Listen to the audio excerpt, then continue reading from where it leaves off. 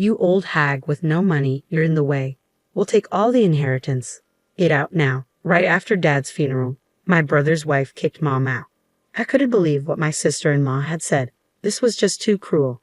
I was furious and about to lash out at my brother and his wife, but Mom stopped me. She whispered in my ear, "That girl, she's stunned for." I looked at Mom, confused, not understanding what she meant. "My name is Bonnie. I'm just an ordinary office worker at a small to medium-sized company.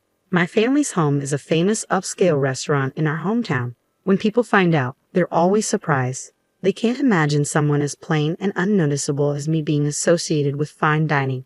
In reality, I have little to do with that restaurant now."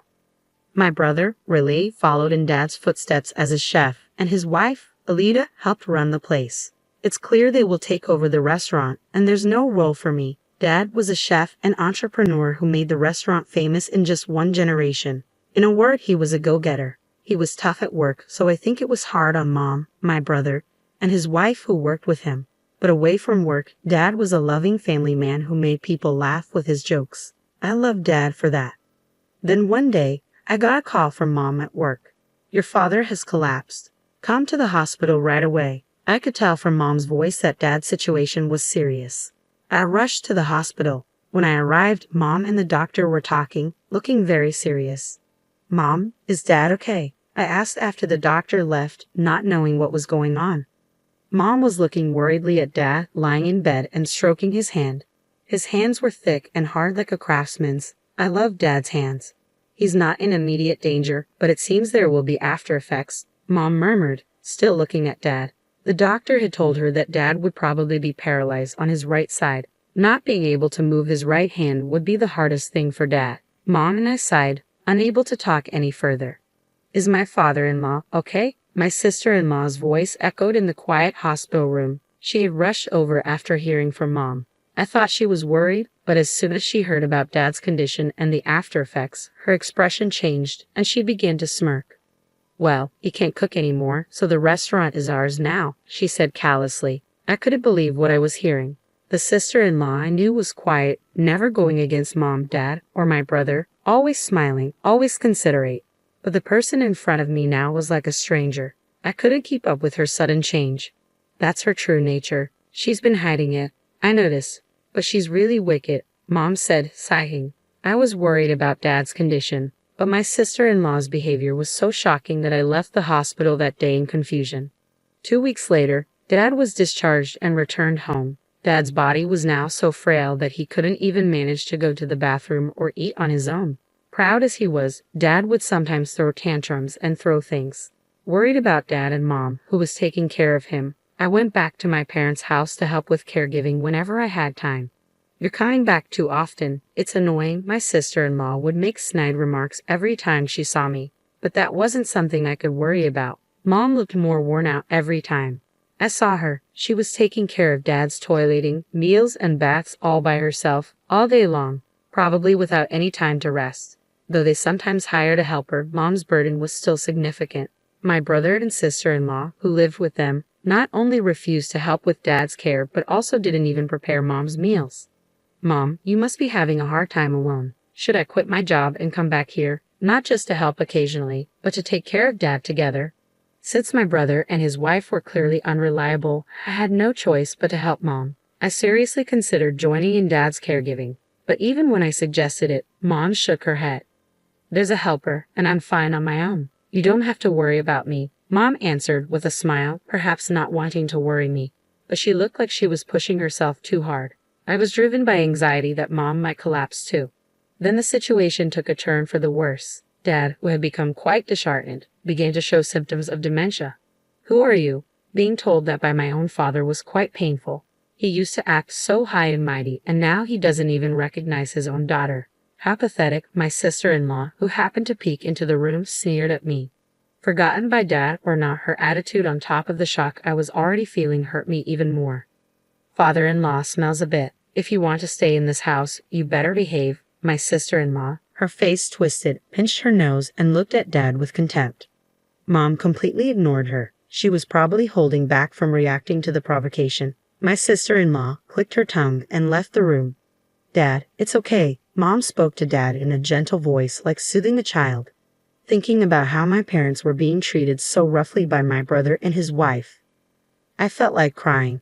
Dad's dementia continued to progress, and his body weakened more and more. It was soon becoming impossible to care for him at home. As I pondered what to do with my parents, my brother, who rarely spoke to me even when I visited home, called me. I answered the phone and complained to him about his wife's attitude, but he brushed off my words and started talking about himself, saying it wasn't important. Then he asked me to help out at the restaurant on weekends. I thought it was very selfish of him, so I told him I would consult with Mom and get back to him, then hung up. I immediately called Mom and relayed the conversation with my brother to her. Mom then explained the reason my brother had asked for my help. The longtime employees and chefs are quitting one after another. Almost no one is left. They all say they can't keep up with the leader's way of doing things. I haven't been to the restaurant in a while, so I don't know the details. Mom was no longer involved in the restaurant's operations, but even while caring for Dad, she was concerned about it. It was a place they had worked hard to build together. There must be a strong attachment, and it was only natural to be concerned. She must also be worried about the employees with whom they had shared joys and sorrows. From Mom's voice, I could sense her disappointment that things had come to this. I'll go help out at the restaurant this weekend. I'll see for myself what's going on, so don't worry. After discussing it with my mom, we decided that Dad would go to daycare while I couldn't help with caregiving that weekend. I changed into an employee uniform in the locker room of my family's restaurant. How many years had it been since I last wore this uniform? I felt nostalgic, but looking around, I didn't recognize any faces. Young people who Dad would never have hired if he were still active, ones with piercings and conspicuous tattoos, were struggling in their unfamiliar uniforms as they carry food. The interior of the restaurant, which I hadn't visited in a long time, had changed significantly from my memory. I walked around the restaurant to regain my senses. Then, from a large space created by connecting several tables, I heard lively voices. Looking over, I saw my sister-in-law. She wasn't working but was having a banquet with about 30 women her age. My sister-in-law was sitting in the center of the table, happily guzzling wine.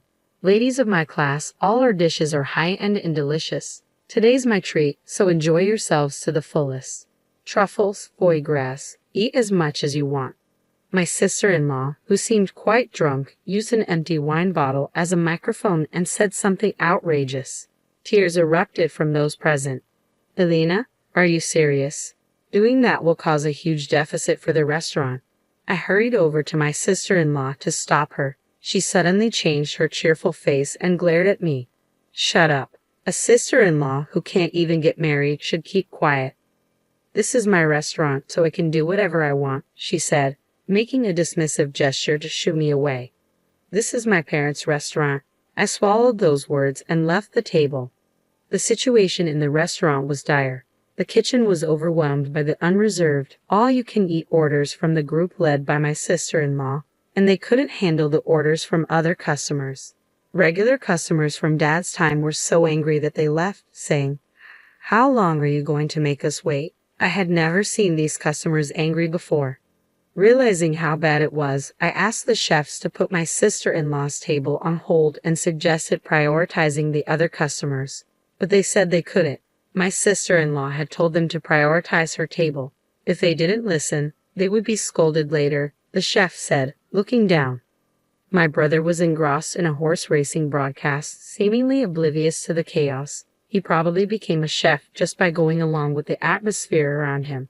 As soon as Dad, who was intimidating, was gone from the kitchen, this happened. Since childhood he had always watched Dad's face, and now that Dad was gone, he was watching Elita's face. This was not good. I approached the table again to warn my sister-in-law about the orders. Just then, a long-serving employee whom I knew was telling my sister-in-law, "We can't serve that dish anymore. We've run out of the main ingredient, truffles." The moment the employee bowed his head, my sister-in-law raised her voice in anger. "Then go buy some. You should know that much, you useless person." She even threw an empty plate at the employee. She was acting more like a rowdy, drunken customer than an owner.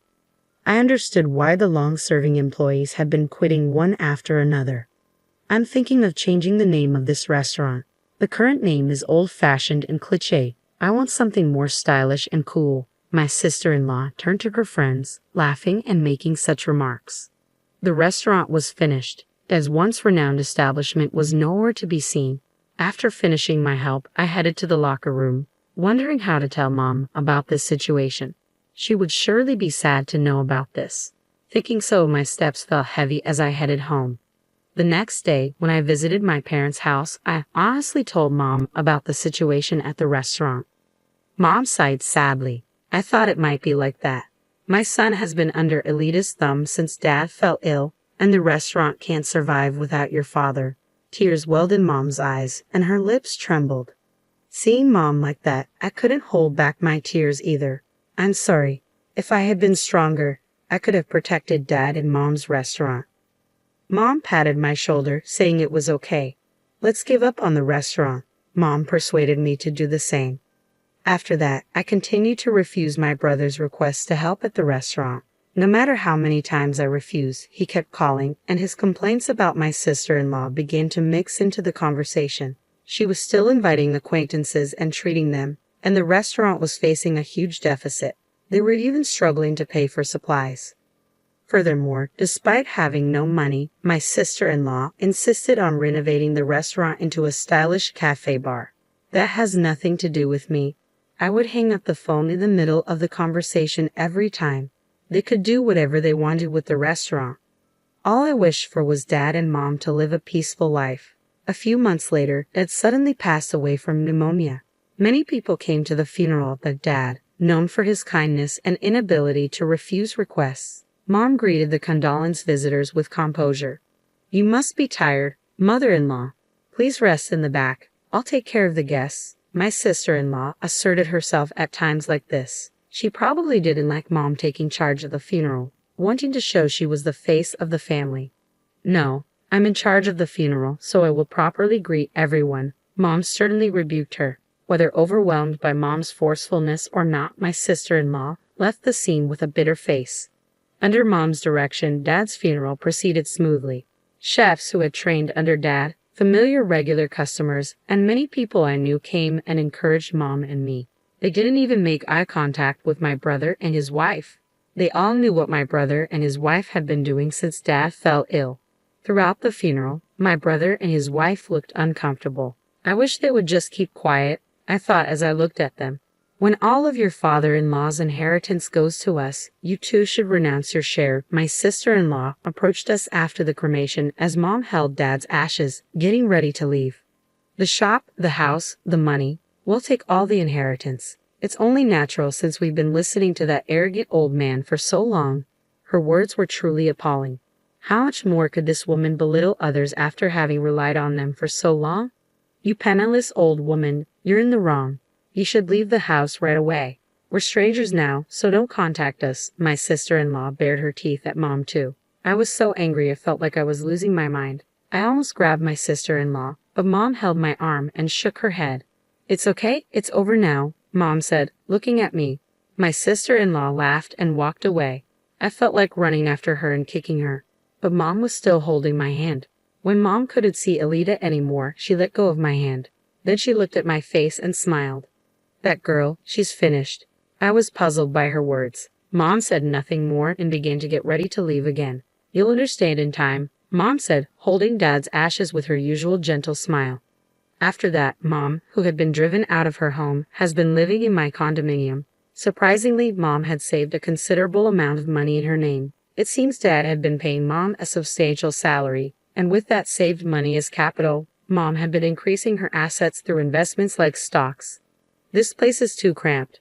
Let's buy a more spacious condominium, Mom said. She is currently looking for a property for the two of us to live in.